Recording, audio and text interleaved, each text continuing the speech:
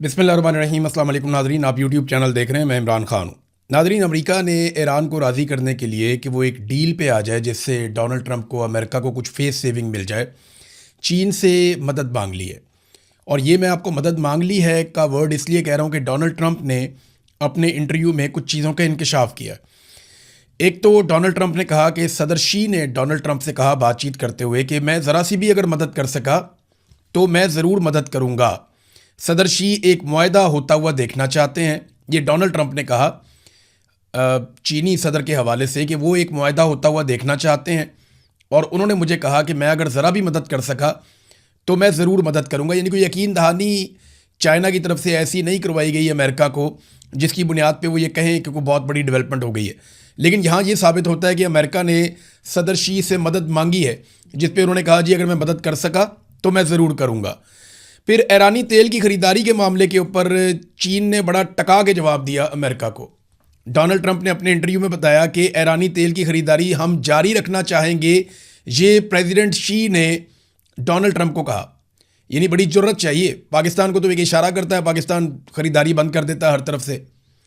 लेकिन इंडिया ने अमेरिका की बात नहीं सुनी और प्रेसिडेंट शी ने अमेरिका की बात नहीं सुनी। उन्होंने कहा जी बिल्कुल हम जारी रखना चाहेंगे ईरान के साथ जो हमारी तेल की तिजारत है, हम उनसे तेल खरीदते रहेंगे। दूसरा, चीन ने कहा कि ईरान को जो हथियारों की फराहमी है वो हम नहीं कर रहे। अब इसको डोनाल्ड ट्रंप ने इस तरीके से बयान किया कि चीन ईरान को फौजी साजो सामान मुहैया ना करने पर रजामंद हो गया है। यानी ट्रंप ने इसको इस तरीके से पोर्ट्रे किया इस सारे मामले को। यानी मामला तो सादा सा है ना कि अमेरिका ने चीन से बात की होगी कि जनाब हमें ऐसा लगता है कि ईरान आपसे हथियार लेना चाहता है, तो उस पर चीन ने साफ कहा कि जनाब हम तो ईरान को हथियार नहीं दे रहे। तो इस पे डोनाल्ड ट्रंप ने स्टेटमेंट को इस तरीके से जारी किया जैसे ये उनकी बहुत बड़ी कामयाबी है कि चीन ईरान को फौजी साजो सामान मुहैया ना करने पर रजामंद हो गया। अब जो चीनी सदर है ना, उन्होंने अमेरिका को थोड़ी सी शर्म भी दिलाई है जो उनकी अपनी अंदरूनी सूरत हाल है अमेरिका की उसके ऊपर। तो डोनाल्ड ट्रंप ने उस मामले को कंट्रोल करने के लिए या उस मामले से जान छुड़ाने के लिए ट्विटर के ऊपर एक स्टेटमेंट दिया। मैं उसका ट्रांसलेशन आपको पढ़ के बता देता हूँ। एक्चुअली तो उन्होंने अपने ट्रुथ सोशल के ऊपर ये डाला है। डोनाल्ड ट्रंप का बयान है कि जब सदर शी ने बहुत शाइस्तगी के साथ, यानी बड़े आराम के साथ, बड़े धीमे अंदाज में अमेरिका का तस्करा शायद एक जवाल पजीर मुल्क के तौर पर किया कि यानी अमेरिका को एक जवाल आ रहा है, ये प्रेसिडेंट शी ने जब कहा, तो डोनाल्ड ट्रंप अब उसका तर्जुमा कर रहे हैं कि एक्चुअली उनके कहने का मतलब क्या था। यानी अमेरिकी सदर की आज ये हालत है कि चीन का सदर एक स्टेटमेंट देता है अमेरिका के बारे में कि एक जवाल पजीर मुल्क की तरह वो अमेरिका को पोर्ट्रे करता है। तो इस पे अमेरिकी सदर जो है वो वजाहत दे रहा है चीनी सदर के बयान की। वो चीनी सदर को वजाहत नहीं देनी पड़ रही। तो ट्रंप ने कहा कि उनका इशारा जो ज़बरदस्त नुकसान की तरफ था वो हमें स्लीपी जो बाइडन, ये वो कहते हैं जो बाइडन को, सोता हुआ जो बाइडन, वो जो बाइडन और जो बाइडन इंतज़ामिया के 4 सालों के दौरान वो नुकसान में पहुंचा। फिर आगे उन्होंने वजह बताई कि जनाब हमारी खुली सरहदें थी, भारी टैक्सेस थे और हर एक के लिए ट्रांसजेंडर DEI एजेंडा था, ख़वातीन के खेलों में मर्दों की शमूलियत थी। फिर जनाब की मसावात और खौफनाक तजारती मुआहदे, बेलगाम जराइम और बहुत सारी दूसरी वजूहात थी जो बाइडन के दौर में, जिसकी वजह से हमारा मुआशरा या अमेरिका जो है वो जवाल पजीर हुआ है। इसकी तरफ प्रेसिडेंट शी ने इशारा किया है। डोनाल्ड ट्रंप अब इसके ऊपर जवाब दे रहे हैं। तो उन्होंने कहा जी कि सदर शी का इशारा इस हैरत अंगेज़ तरक्की की तरफ हरगिज़ नहीं है जो हमने की है। यानी ट्रंप ने दावा किया कि हमने तो 16 महीनों में शानदार काम किया है, स्टॉक मार्केट को ऊपर लेकर चले गए हैं, हमने जंगी फतूहात हासिल की हैं, वेनेज़ुएला के साथ हमने फलते फूलते ताल्लुकात बनाए हैं, ईरान की फ़ौजी तबाही करके रख दी है हमने, और अब तक ज़मीन की सबसे ताकतवर फ़ौज बना दी है अमेरिका की। दोबारा एक मुआशी कुव्वत अमेरिका को जनाब बनाया जा रहा है और 18 ट्रिलियन डॉलर अमेरिका में सरमायाकारी के लिए जा रहे हैं। तो ये डोनाल्ड ट्रंप ने कहा तो हमारी तो बहुत ज़्यादा कामयाबियाँ। तो प्रेसिडेंट शी का जो इशारा है अमेरिका के हवाले से वो जो बाइडन के दौर पे है। तो ऐसा नहीं है। अब डोनाल्ड ट्रंप ज़्यादा देर तक अमेरिकन्स को कहानियाँ नहीं सुना सकते। अमेरिकन बहुत समझदार हैं, वहाँ पे डेमोक्रेसी है, वहाँ के जो तजियाकार हैं, वहाँ का जो मीडिया है वो इसके ऊपर बात करेगा और चीज़ें सामने आती रहेंगी। अब नाज़रीन, अमरीकी सेनेटर हैं क्रिस्टियन गिलीब्रांड, इन्होंने एक इंकशाफ कर दिया अमेरिका में। देखें अमेरिका ने मदद क्यों मांगी। सवाल तो ये पैदा होता है कि अमेरिका ने ईरान को राज़ी करने के लिए चाइना से मदद क्यों मांगी। उसकी 2 बहुत बड़ी वजूहात हैं। नंबर 1, अमरीकी सेनेटर ने ये इंकशाफ किया, क्रिस्टियन गिलीब्रांड ने, कि ईरान जंग आज भी अमेरिका को रोजाना $1 अरब की पड़ रही है। और उन्होंने अपने हाउस में खड़े होकर यह कहा कि लोग हम पर शदीद नाराज हैं और हम नहीं जानते कि ये लड़ाई कब ख़त्म होगी और कितनी लंबी चलेगी। हमारे रोज़ाना $1 अरब अब भी ये जो नाकाबंदी की हुई है और जो फ़ौज को स्टैंड बाई पर रखा हुआ है, हथियारों की तरसील जारी है, ये रोज़ाना अमेरिका को $1 अरब की पड़ रही है। ये क्रिस्टियन गिलीब्रांड जो उनकी सेनेटर हैं, उन्होंने इस बात का इंकशाफ किया। दूसरा, ट्रंप के लिए एक बहुत बड़ा मसला मिड टर्म इलेक्शन भी है। डोनाल्ड ट्रंप के लिए वो डरावना ख्वाब बन जाएंगे। अगर थोड़ी सी भी सीटें इधर से उधर हो गई ना, तो ट्रंप का बचना मुश्किल हो जाएगा। उसकी वजह मैं आपको बताता हूं। यहां पे डोनाल्ड ट्रंप बहुत थोड़े से मार्जिन से बचे हैं। ऐवान नुमाइंदगान के अंदर वोटिंग होती है और वोटिंग इस बात पे होती है कि ईरान के खिलाफ फौजी कार्रवाई को महदूद किया जाए, इसकी करारदाद पेश की जाती है। तो एक तरफ वोट पड़ते हैं 212 और दूसरी तरफ ट्रंप की मुखालफत में भी वोट पड़ते हैं 212। तो यहां अगर एक वोट और दूसरी तरफ चला जाता तो डोनाल्ड ट्रंप फारिग हो जाते। अब यह हुआ है ऐवान नुमाइंदगान में कि बराबर होगी वोटिंग, करारदाद फारिग हो गई। एक वोट भी यहां पे होता, अक्सरियत उनके पास आ जाती है, वो करारदाद पास हो जाती। तो ट्रंप कितनी थिन मेजॉरिटी के साथ वहां पे मौजूद है। ट्रंप वो मेजॉरिटी इंजॉय नहीं कर रहा जो अमेरिकी सदूर इंजॉय करते हैं और मकबूलियत भी लगातार नीचे जा रही है। दूसरा, कांग्रेस की अप्रूवल जंग के हवाले से वहां पे एक करारदाद बार बार आई, वहां पे भी डोनाल्ड ट्रंप सिर्फ एक वोट से कामयाब होता है। सेनेट में भी कांग्रेस की जब करारदाद वहां पे आती है, तो डोनाल्ड ट्रंप के लिए हालात उतने आसान नहीं हैं जितने माजी में हुआ करते थे। और अगर मिड टर्म इलेक्शन में डोनाल्ड ट्रंप हार जाते हैं किसी वजह से, वजूहात तो बहुत सारी हैं, तो फिर डोनाल्ड ट्रंप अपनी मनमानी नहीं कर पाएंगे और अमेरिका को अपना सदर तब्दील करना पड़ेगा। बहुत मुमकिन है कि ट्रंप के खिलाफ एक मुआखजा या जिसको इम्पीचमेंट कहते हैं वो आ जाए। और नॉर्मली फिर यही होता है कि जिस सदर को इम्पीच किया जाता है वो खुद ही रिजाइन करके चला जाता है। नादरीन, नेतन्याहू ने एक स्टेटमेंट दिया और ऐलान किया है कि 60% गजा पे इस वक्त इसराइली फोर्सेस कंट्रोल कर चुकी हैं।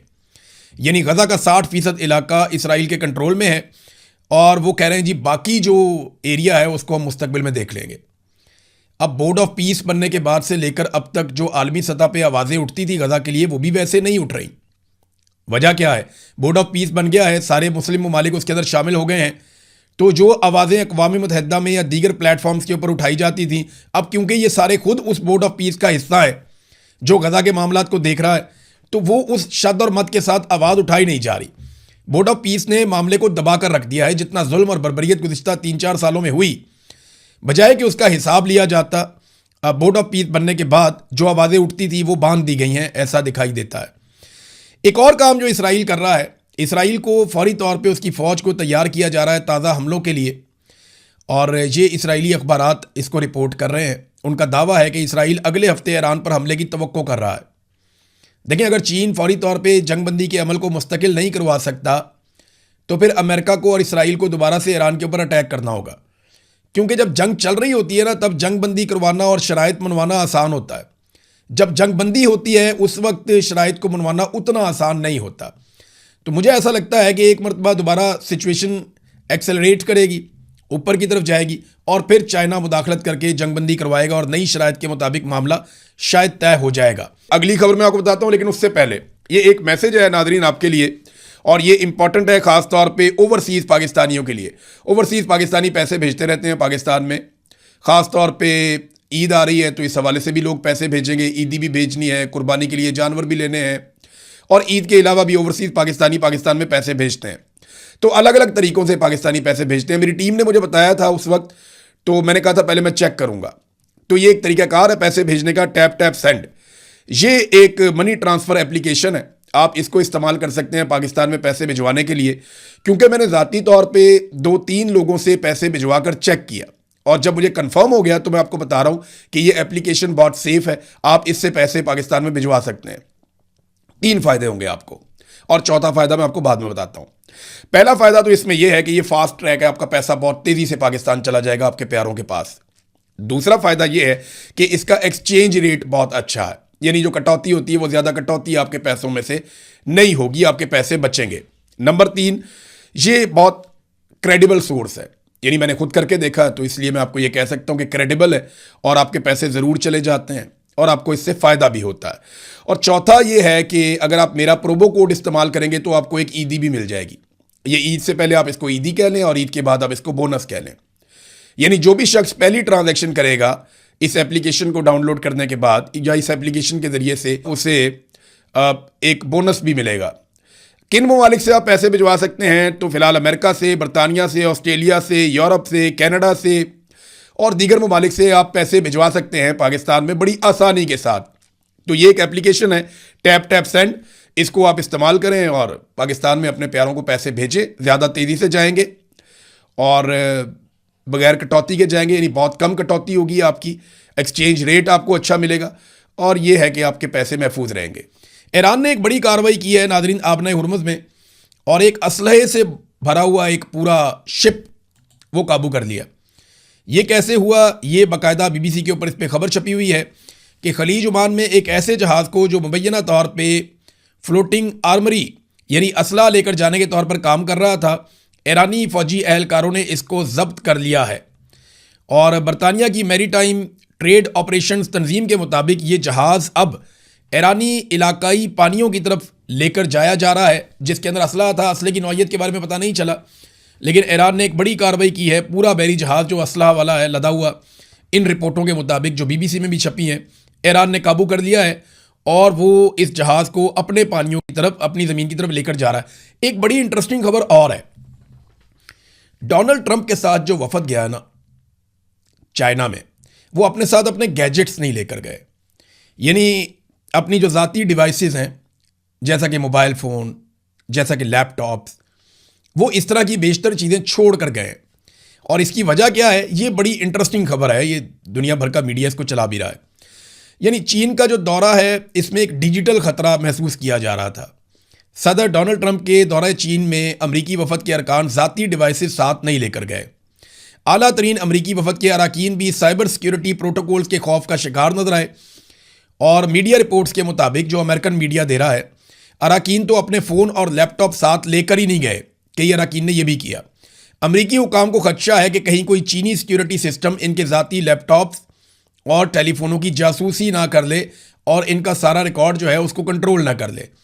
लिहाजा वो अपने लैपटॉप्स और अपने मोबाइल फ़ोन्स और अपनी जो कीमती चीज़ें हैं जिनके अंदर उनका रिकॉर्ड है, वो लेकर उन्होंने ट्रैवल नहीं किया। चाइना की टेक्नोलॉजी से दुनिया के जो टॉप बिजनेसमैन हैं या दुनिया की जो सुपर पावर है अमेरिका, उसके टॉप ऑफिशियल्स भी चाइना के अंदर अपनी साइबर सिक्योरिटी के हवाले से इतने खौफजदा हैं कि वो अपनी ज़ाती डिवाइसेस भी नहीं लेकर गए कि अगर हम वहाँ ले गए तो पता नहीं क्या कुछ चाइना यहाँ से निकाल लेगा और उसके बाद वो चीज़ें हमारे खिलाफ इस्तेमाल भी हो सकती हैं।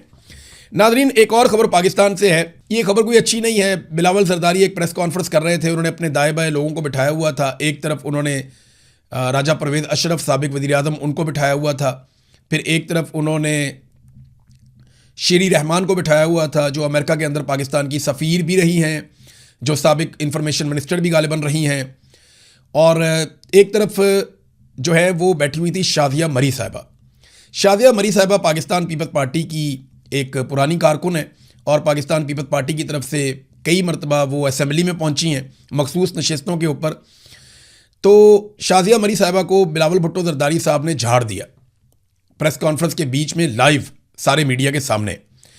ये बड़ा अनफॉर्चुनेट है और जिस तरीके से तज़हीक का निशाना बनाया बिलावल जरदारी ने, वो नामुनासिब था। यानी ये खातून के साथ जिस तरह बिलावल ने बात की, वो उनकी अपनी पार्टी की है, एक ही पार्टी में है, इकट्ठे ही हैं सारे, कोई आपस में मुखालफत भी नहीं है।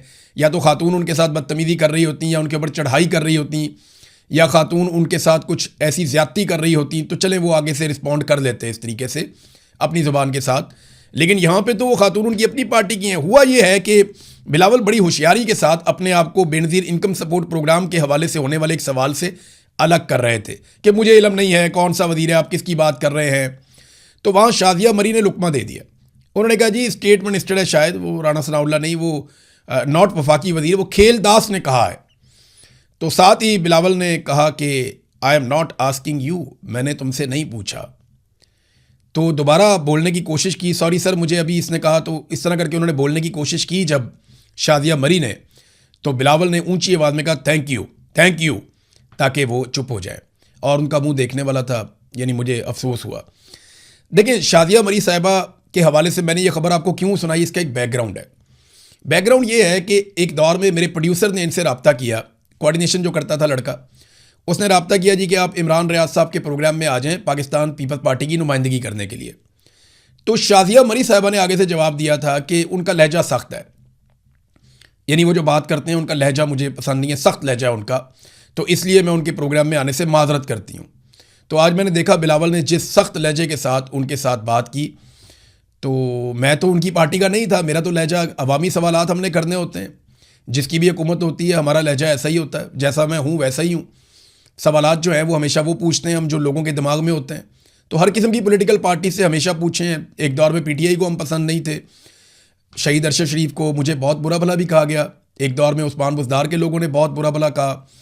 जब हमने स्कैंडल्स पकड़े पीटीआई के दौर में तब बहुत बुरा भला कहा गया। फिर पीएमएलएन के दौर में बहुत बुरा भला कहा गया।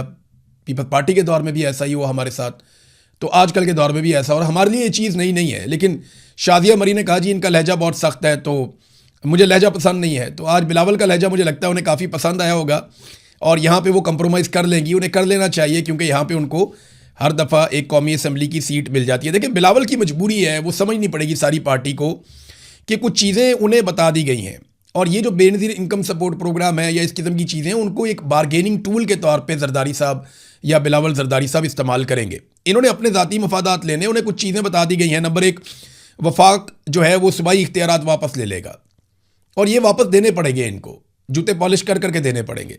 दूसरा, कंट्रोल जो है वो मिलिट्री एस्टेब्लिशमेंट के पास रहेगा। ये जो कंट्रोल है हुकूमत का, वफाक का, ये मिलिट्री एस्टेब्लिशमेंट कंट्रोल करेगी। हुक्मरानों का इसमें हिस्सा नहीं रहेगा। आप सबको ख्वाजा आसिफ की तरह का बनना पड़ेगा, जो खुलकर ये कहें कि जनाब हमें कोई फ़र्क नहीं पड़ता। ख्वाजा आसिफ की तरह आपको बनना पड़ेगा, जो खुलकर ये कहें कि जनाब हाइब्रिड निज़ाम है और हमें इस पर बहुत फ़ख्र है। तीसरा ये है कि तमाम फ्लाई प्रोजेक्ट्स जिनके अंदर अवाम पे पैसे ज़ाया किए जाते हैं, अवाम को सब्सिडीज़ दी जाती हैं, वो सारी चीज़ें अब बंद की जाएंगी आहिस्ता आहिस्ता, क्योंकि पाकिस्तान खुदा न खास्ता दिवालिया होने की तरफ जा रहा है। और इन्हें यह कह दिया गया है कि तुम लोगों ने अपना मुंह बंद रखना है, तुम्हारे केसेस ख़त्म कर दिए, तुम्हें इक़्तिदार में ला के बिठा दिया, तो अब चुप करके बैठो और मुल्क को चलाने दो। लेकिन अब मुल्क इनसे चल नहीं रहा, सियासी इस्तेहकाम नहीं है पाकिस्तान के अंदर, कोई आदमी पैसा लगाने के लिए तैयार नहीं है। लोग इनसे वादे कर लेते हैं कि हम पैसे लगाएंगे, लेकिन पैसा लगाता कोई नहीं है। कई कंपनियां पाकिस्तान में पैसा लगाना चाहती हैं, लेकिन वो ये सोचते हैं कि यहाँ पे तो इस्तेहकाम ही नहीं है, हमारा पैसा डूब जाएगा, तो लोग फिर पाकिस्तान में पैसा नहीं लगाते और हुकूमत को कर्जा लेना पड़ता है। अभी मैं डाटा देख रहा था तो मौजूदा हुकूमत ने इस साल में कितना कर्जा लिया, ये रोज़ाना के हिसाब से 21 से 22 अरब रुपए बनते हैं। मुझे आप बताएं कि क्या इस हुकूमत ने अवाम के ऊपर रोज़ाना की बुनियाद पर 21 से 22 अरब रुपए खर्च किए? बिल्कुल खर्च नहीं किए। इमरान खान के दौर से इस दौर में इन्होंने 3 गुना ज़्यादा कर्जा लिया है।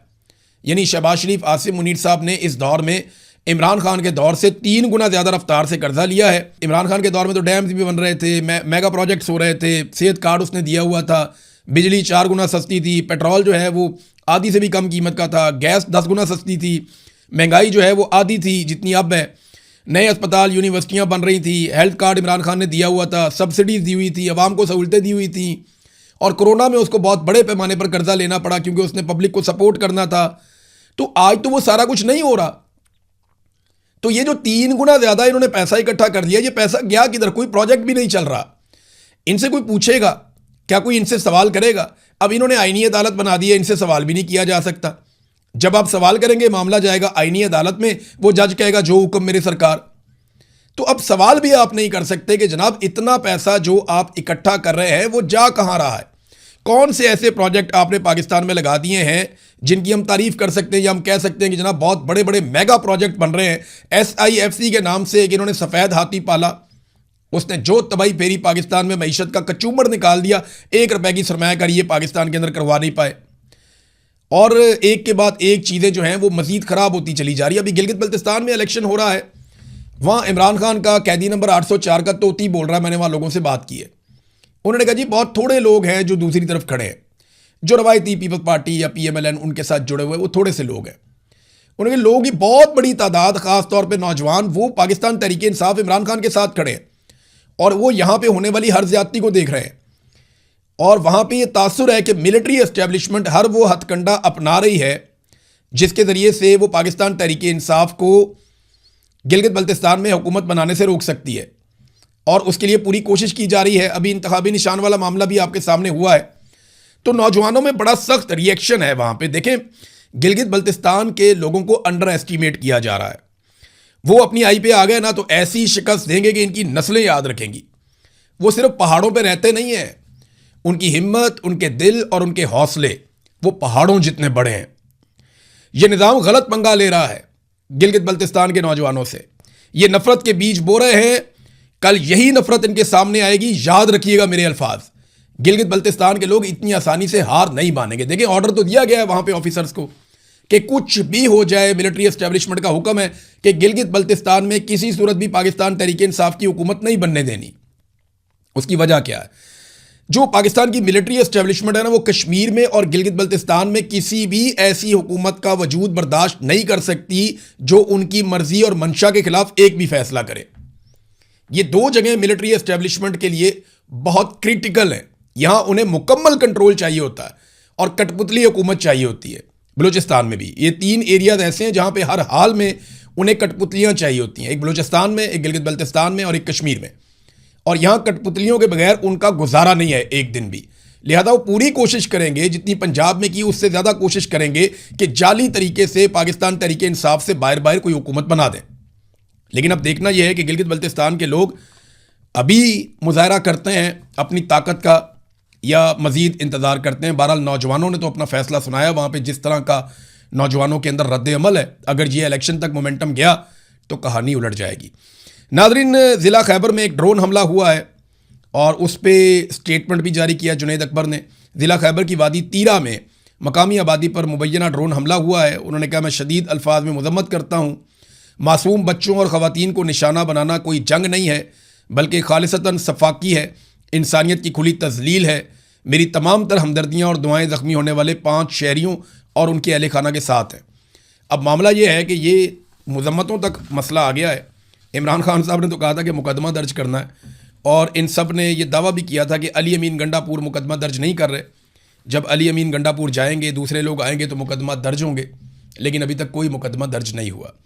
अब तक के लिए इतना ही। अपना ख्याल रखिएगा, अपने इस चैनल का भी। अल्लाह हाफ़िज़।